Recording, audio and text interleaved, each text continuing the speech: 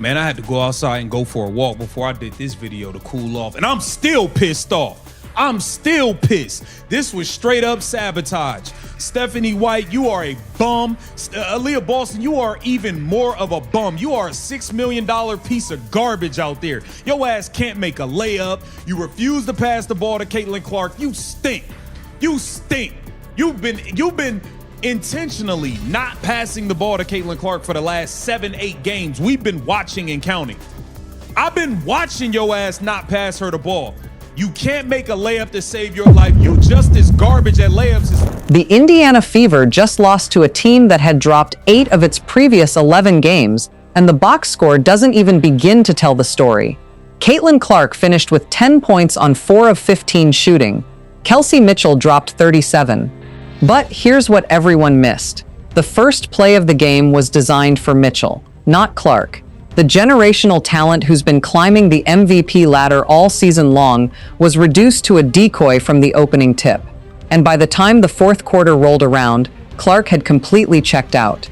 She turned her back on her own head coach and walked away. This wasn't just a bad night. This was sabotage, plain and simple. And what happened next could change the entire Wnba landscape. Mitchell, and she played a hell of a game. But this thing was 100% about Kelsey Mitchell, and I think it had everything to do with them seeing Caitlin Clark climbing that MVP ladder, and they said, hell no, we are sabotaging this, and that is exactly what happened. The Indiana Fever lose to a team in the Dallas Wings that lost 8 out of their last 11 games. You could thank Stephanie White, who wanted to make it all about Kelsey Mitchell. Welcome to Keep the Vision. Make sure you like, comment, subscribe, share the channel, hit the bell notification, hype the video. That'd be greatly appreciated, man. I am disgusted with the Indiana Fever. I am disgusted. Stephanie White, get your bum ass in the... From the very first possession, it was impossible to ignore what was taking place on the hardwood. Stephanie White, the Fever's head coach, stood on the sideline with her clipboard raised, calling out the initial set. The players jogged into formation, and Clark dutifully brought the ball up the court. But the play was drawn up for Kelsey Mitchell, not the rookie sensation who had been carrying the team for weeks. Clark executed the sequence perfectly, delivering a crisp bounce pass to Mitchell on the wing. Mitchell turned the corner, drew contact, and headed to the free throw line. That single possession established a troubling precedent that would govern the entire evening. Instead of running a balanced offensive attack that utilized Clark's once-in-a-generation playmaking vision, the coaching staff funneled everything through Mitchell. Possession after possession, Clark found herself standing on the perimeter, watching the ball move in the opposite direction. She was a spectator in her own offense, a decoy designed to draw defenders away from the real focal point. But here's the thing about having the most explosive offensive talent in women's basketball. You don't turn her into a bystander, and yet that's exactly what the Fever did in Dallas. I am disgusted. Stephanie White, get your bum ass in the trash. Get your bum ass in the trash. You are a freaking bum of a coach. You are terrible. You are terrible. You mean to tell me the very first play of the game was ran for Kelsey Mitchell? Caitlin Clark threw her a bounce pass. Kelsey Mitchell went to turn the corner, got fouled, went to the free throw line. From that point on, every single play in the first half was for Kelsey Mitchell. Nobody else could establish a rhythm because you did nothing else for it. By the end of the first quarter, the statistical discrepancy was already glaring. Clark had attempted just 2 field goals, one of which was a desperation heave as the shot clock expired. Mitchell, on the other hand, had taken 9 shots and was well on her way to a monster scoring night. The ball movement was stagnant, the off-ball movement was non-existent, and Clark's frustration was already beginning to bubble to the surface. She was running through screens that were never set, cutting to the basket only to watch the ball swing the other way. The Dallas Wings, a team that had lost 8 of its previous 11 contests, clearly recognized the fracture. Their defense collapsed on Mitchell when necessary, but they never had to worry about Clark breaking them down because the structure simply wasn't there to support her. It wasn't just poor coaching, it felt deliberate. Analysts watching the game began tweeting in real time, noticing that Clark was being systematically removed from the offensive flow, and the rumblings of internal conflict started to grow louder. The second quarter brought even more disturbing trends. Through the first 15 minutes of game action, Indiana ran exactly 0 pick and rolls or ball screens designed for Caitlin Clark. 0. Think about that for a moment. The same player who leads the league in assists and ranks 3rd in scoring didn't get a single screen until the final 15 seconds before halftime. No off-ball actions to free her up. No staggered screens. No dribble handoffs that actually materialized. Sophie Cunningham to get a shot from 3. You like by the time people got looks, they were in no rhythm. There was no rhythm by the time they actually got looks at the rim. Aaliyah Boston is trash. She does not set screens. You got people tackling Caitlin Clark. Aaliyah Boston, big, soft, sorry ass, don't do nothing. She's a big, soft, sorry piece of if you ask me out there. Aaliyah Boston is ass. $6 million of ass juice out there. She ain't did nothing. Got dominated by Jessica Shepard. Aaliyah Boston, get your sorry ass in the trash too. Go on. Get your sorry ass in the trash. Just isolation basketball and a complete refusal to let the generational playmaker orchestrate the offense. Meanwhile, Dallas defenders were essentially tackling Clark on the perimeter, hacking at her arms and bodying her off her spots, and there was no internal punishment for it because the structure wasn't there to protect her. The coaching staff seemed content to let her absorb the punishment while Mitchell hoisted up shot after shot. Clark's body language started to shift dramatically. She stopped calling for screens she knew would never come. She stopped expecting the ball back after she passed it. She began drifting to the corner away from the action, almost as if she had accepted her role as a bystander. That's not the mark of a player who has given up. That's the mark of a player who knows exactly what is happening and is refusing to participate in her own sabotage. Then there's the Aaliyah Boston situation, which makes this whole mess even more infuriating. The center is earning $6 million this season, a massive contract that demands all-star caliber production. But in Dallas, she was invisible. Worse than invisible, she was actively detrimental to the team's success. Time and again, Boston would initiate a handoff with Clark on the perimeter, only to abruptly change direction at the last second and fire the ball straight to Mitchell. It happened so consistently that it couldn't have been accidental. Observers noted several instances where Boston would fake a screen, then slip away without making any contact, leaving Clark completely exposed to the aggressive Dallas defenders. When Clark did manage to get Boston the ball in high-percentage positions near the rim, the center failed to convert. She missed layups, she fumbled passes, she looked completely lost against Jessica Shepard, a Dallas forward who utterly dominated the paint. Shepard finished with 26 points and 8 rebounds, and she did it against a Fever frontcourt that offered 0 resistance. Boston's inability to establish physical presence in the paint destroyed the team's half-court offense. When your starting center cannot set a solid screen and cannot finish easy looks, the entire offensive structure crumbles. And when that center is making $6 million while getting outplayed by virtually every opposing big, the frustration in the locker room becomes palpable. Straight up bum. Stephanie White, you are the biggest piece of garbage, biggest piece of trash out there. Take a look at this. I'm glad. Look, Caitlin Clark is turning her back on Stephanie White. She's over it. Can we end this thing at the end of the season? Shout out to Kelsey. You played a good game. We're going to get into that. I want this thing broken up by the end of the season. You can't afford both. Pick one and let's move on. At this point, I'd rather y'all keep Kelsey, Stephanie, and AB together in Indiana and let's let Caitlin go elsewhere. Can we go elsewhere, please? I just want to get the hell away from here. I want to get away from these weirdos. I want to get away from this sabotaging organization. I want to get away from everything. Take a look at this. The breaking point came midway through the second quarter, and the cameras caught every agonizing second. Clark had just turned the ball over after being double-teamed without a single screener in sight. She jogged back on defense, clearly seething. During the next dead ball, Stephanie White approached her on the sideline, barking instructions and gesturing wildly. Clark's reaction was startling. She raised both hands in the air, as if to say, "I've had enough," then turned her back on her head coach and walked all the way to the end of the bench. She didn't look back. She didn't acknowledge White's existence. The sideline fell silent. Teammates watched with wide eyes, fully aware that a line had just been crossed. For months, Clark had diligently defended White in post-game press conferences, playing the role of the consummate professional. She had taken the high road, never criticizing her coach publicly, even when the rotations were questionable and the schemes were baffling. But in that moment, the illusion shattered completely.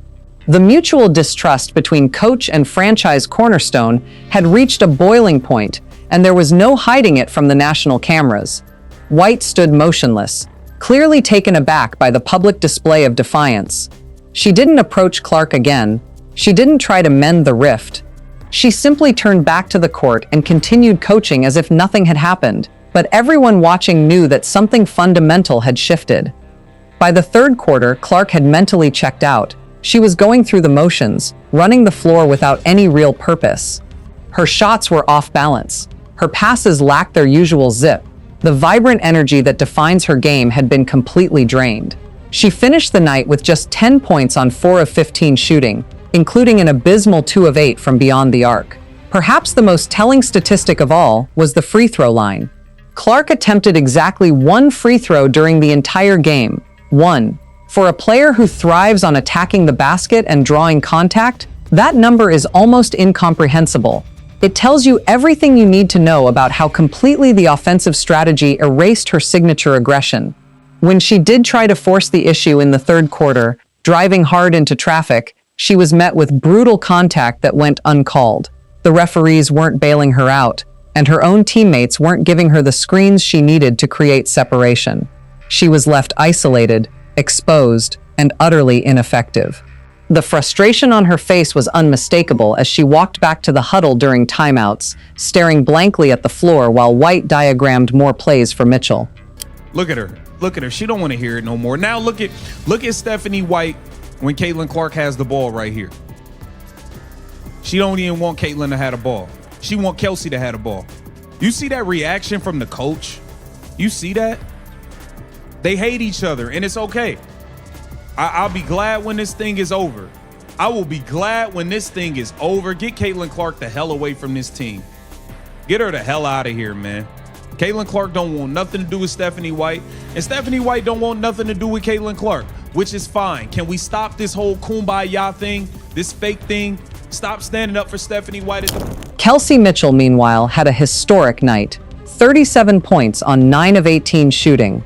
15 for 15 from the free throw line. She was absolutely sensational, hitting contested jumpers and drawing fouls with reckless abandon. Mitchell has been on an absolute tear this season, setting a Wnba record with 21 consecutive 20-point games. Her scoring ability is undeniable, and on any given night, she can carry an offense. But here's the uncomfortable truth that nobody wants to admit, that individual brilliance came at the expense of everything else. Sophie Cunningham went 0 for 4 from three-point range. Monique Billings barely touched the ball. Lexi Hull was invisible. The entire roster was left without rhythm because the offense revolved around feeding one player. By the time supporting players actually got looks in the fourth quarter, they were so cold that they couldn't convert. Cunningham's three-point attempts were rushed, off balance, and completely out of sync with the flow of the game. That's what happens when you ice out your role players for 3 quarters and then expect them to deliver in crunch time. The Fever weren't playing basketball in Dallas. They were running a one-woman show, and everyone else was just watching. The offensive rating with Clark running the show is significantly higher than when Mitchell isolates, but White refused to go back to the well. It was as if she was determined to prove a point, even if it cost the team the game. Now factor in Sophie Cunningham, because her situation adds an entirely new layer of intrigue. Clark's close friend and teammate has become one of the most controversial figures in the Wnba this season. Her comments regarding transgender athletes in sports sparked a firestorm of backlash, resulting in boos at opposing arenas, protests outside team facilities, and a significant media circus that the Fever front office did not handle well. Cunningham has been a target for criticism, and she has leaned into the villain role, playing with a chip on her shoulder. But here's the kicker. She is an unrestricted free agent this offseason. She signed a 1-year deal with Indiana, and her future is far from certain. There's been a lot of buzz online about Cunningham potentially wanting out of Indiana, with fans speculating that the toxic atmosphere and the lack of support from the coaching staff have soured her on the organization. Reports claim that Cunningham and Clark have grown incredibly close over the past year, developing a bond that transcends basketball. They are often seen together off the court, and Clark has publicly praised Cunningham's fearless style of play. If the Fever's front office can't get its act together and rectify the dysfunction that is tearing the locker room apart, they could lose not one, but two key players in the same offseason. Losing Cunningham would hurt, but losing Clark would be catastrophic. Which brings us to the rumor that's been buzzing through Wnba circles for months. The New York Liberty, the super team with Sabrina Ionescu, Brianna Stewart, and Jonquel Jones, has reportedly expressed interest in acquiring Caitlin Clark. It's been said that the Liberty front office sees Clark as the missing piece that would create an unstoppable dynasty. Imagine that offense for a second. Clark running pick and roll with Stewart, one of the most versatile bigs in the game. Clark and Ionescu playing off each other, two of the best shooters and playmakers in the league sharing the backcourt. The spacing would be immaculate. The firepower would be terrifying. Clark would have the supporting cast she's never had, and the Liberty would cement themselves as the team to beat for the next decade. Now, the Fever has made it abundantly clear that they have no intention of trading their franchise cornerstone. President Kelly Krauskopf has publicly backed Stephanie White and insisted that Clark is not going anywhere. But here's the reality of professional sports. If Clark becomes unhappy enough, if the dysfunction continues, if she decides she is done being sabotaged by her own coaching staff, then all bets are off. Players have forced their way out of situations before, and the Wnba is no exception. The Fever would be forced into a decision that could change the entire league. And with Cunningham's free agency looming, a package deal heading to New York isn't entirely out of the question. The Liberty have the assets to make a deal work, and the Fever would get a massive haul in return. But would any haul be worth losing the most marketable player in women's basketball history? That's the question keeping Indiana fans up at night. The Dallas defeat wasn't just a bad loss. It was a turning point that exposed every flaw in the Fever's organizational structure.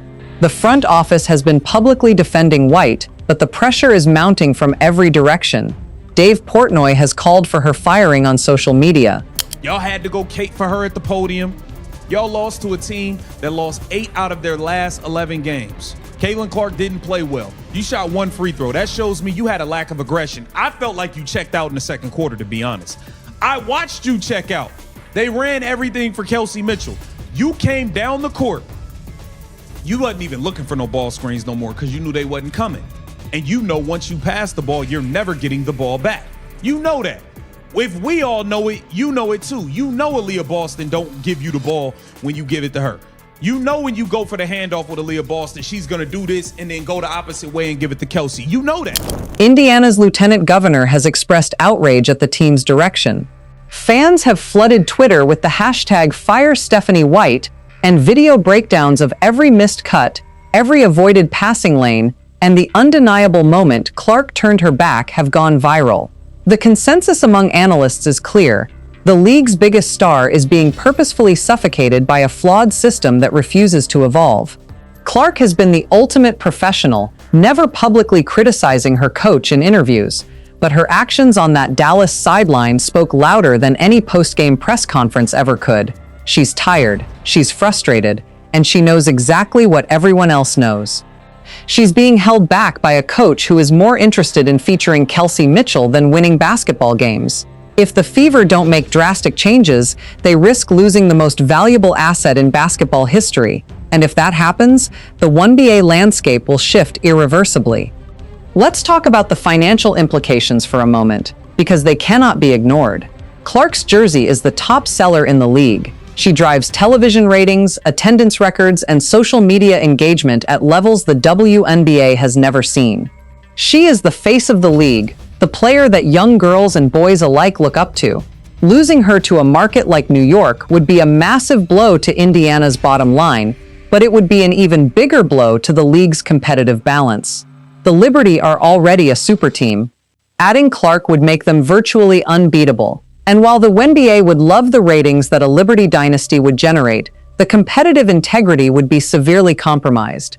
But from Clark's perspective, she deserves to play in a system that maximizes her talents. She deserves a coaching staff that actually runs plays for her. She deserves teammates who set hard screens and hit open shots. The Indiana Fever, in their current iteration, are not providing that environment. And every game that passes without structural changes is another nail in the coffin of their championship aspirations. The third and fourth quarters in Dallas were an absolute disaster from a team cohesion standpoint. The Fever's defense was equally as atrocious as their offense. Wnba of Iraq torched them for 32 points, consistently exploiting the Fever's disjointed defensive rotations. Shepard added 26 points on an impossibly efficient shooting night, hitting her first 10 of 11 attempts. The Wings played with complete togetherness, moving the ball and trusting each other. They looked like a playoff team despite their abysmal record. The Fever, meanwhile, looked like a group of strangers who happened to be wearing the same uniforms. There was no communication on the defensive end. There were no help rotations. There was no trust. And the body language of the players made it clear that the rift extended beyond Clark and White. Even Mitchell, despite her offensive outburst, seemed isolated from the rest of the team. She wasn't celebrating with her teammates. She wasn't high-fiving after big plays. She was locked in her own individual battle, and the rest of the team was left to fend for themselves. That kind of selfishness is contagious, and it destroys locker rooms from the inside out. The post-game press conference was a masterclass in damage control. White sat at the podium and delivered the same tired platitudes about needing to watch the film and get better. She refused to acknowledge the obvious tension on the sideline, deflecting questions about Clark's body language with practiced non-answers. Clark herself did not attend the press conference, a decision that was reportedly made by the team's PR staff. That alone tells you how seriously the organization is taking this crisis. They are actively shielding Clark from the media, trying to prevent her from saying something that would escalate the situation further, but the damage is already done. The image of Clark turning her back on White has been seared into the memory of every basketball fan who watched the game. It will be replayed endlessly on sports shows. It will be dissected by analysts and former players. It will follow White for the rest of her career, a stain on her coaching reputation that may never be fully erased. So where does the Indiana Fever go from here? The front office is facing an unprecedented crisis that requires swift and decisive action. They have a few options. They can stick with White, hope that she can repair the relationship with Clark, and trust that the team will eventually gel. That seems unlikely given the depth of the fracture. They can fire White immediately, hire an interim coach who will commit to building around Clark, and salvage the rest of the season. That would be the popular move, and it would signal to Clark that the organization is serious about winning. They could also explore trades, reshuffling the roster to remove players who are not on the same page as Clark. Boston's massive contract makes her difficult to move, but not impossible. Mitchell is a valuable trade asset who could bring back a haul of role players that fit better around Clark. But the nuclear option, trading Clark herself, would be catastrophic. The fan base would riot, the league office would likely intervene, and the Fever would become a laughingstock for decades to come. The reality is that Clark is too talented, too marketable, and too important to let walk away. The Fever must do everything in their power to make her happy. That means bringing in a coaching staff that understands how to utilize her skills. It means surrounding her with players who set hard screens, space the floor, and knock down open shots. It means creating a culture of accountability where nobody is above the team. Right now, the Fever have none of those things. They have a coach who seems determined to feature a different player. They have a center who refuses to screen. They have a superstar who feels marginalized and disrespected. That is a recipe for disaster, and the Dallas loss was just the first sign of the implosion to come. The Wnba is watching closely. The league has invested heavily in Clark's stardom, promoting her as the future of the sport. They cannot afford to have her languishing on a dysfunctional team in a small market, wasting her prime years while coaches and teammates undermine her.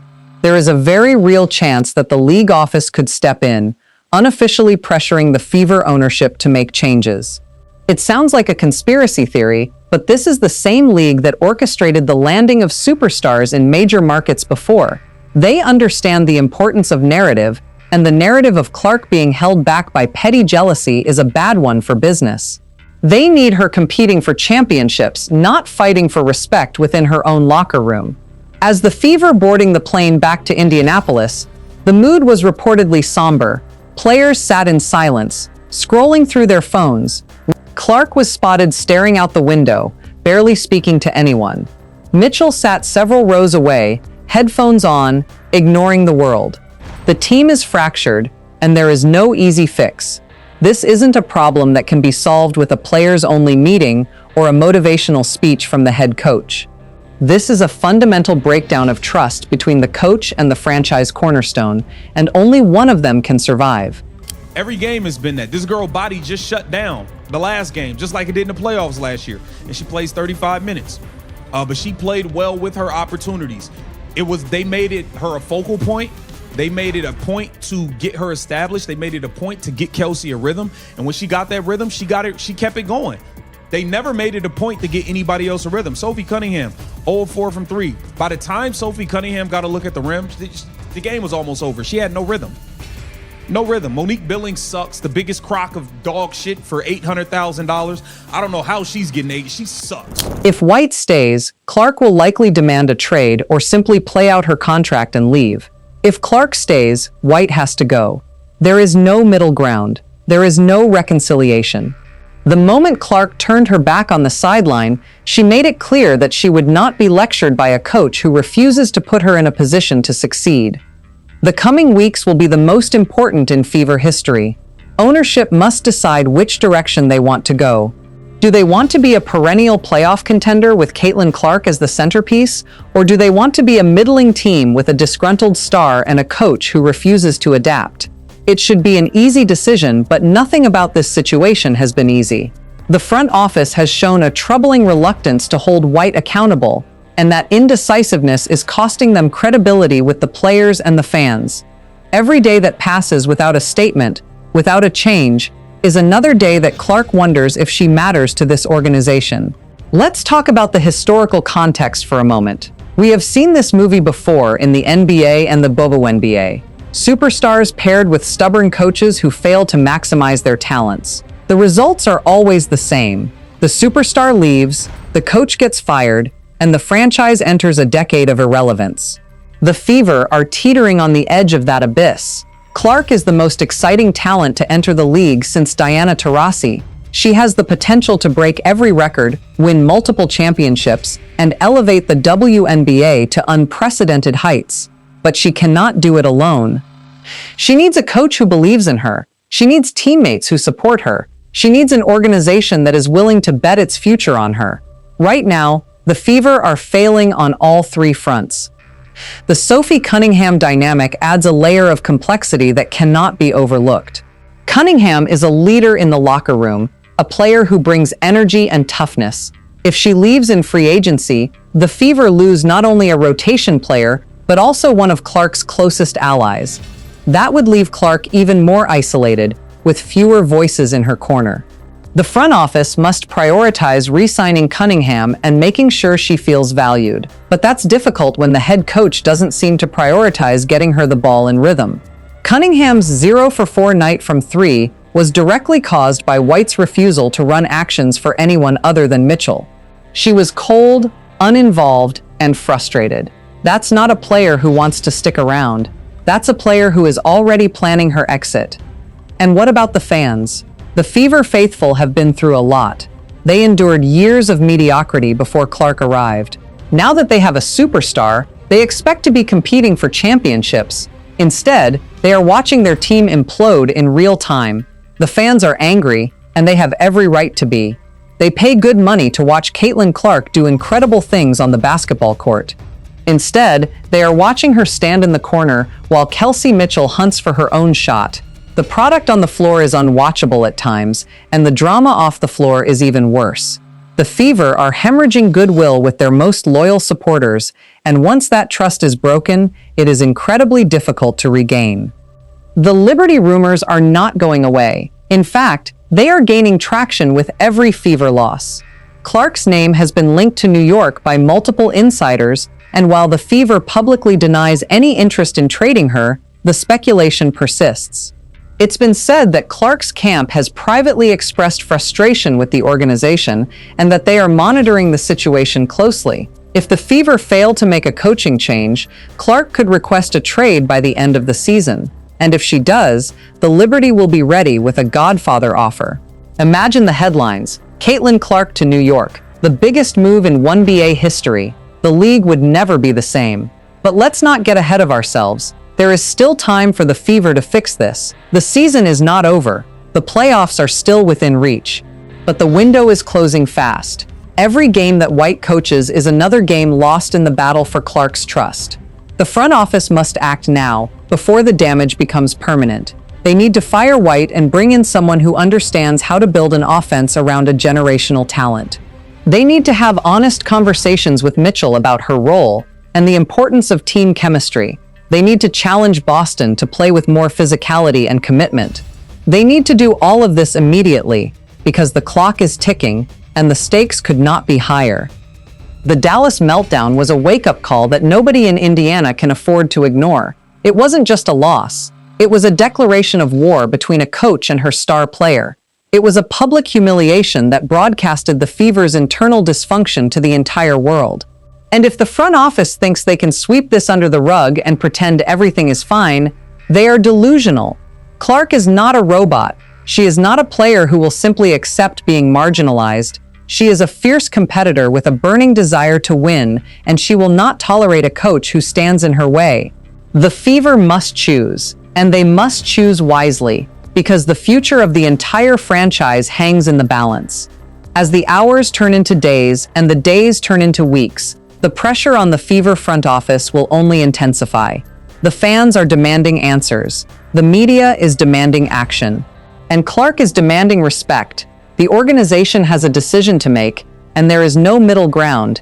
Either they commit fully to building around Caitlin Clark, or they risk losing her forever. The next move will define this franchise for a generation, and there is no room for error. The Fever have been warned. The question is whether they are brave enough to listen. The basketball world is watching, and the fate of the Indiana Fever hangs in the balance. The clock is ticking, the countdown to a decision has begun, and when the dust settles, only one thing is certain: things will never be the same.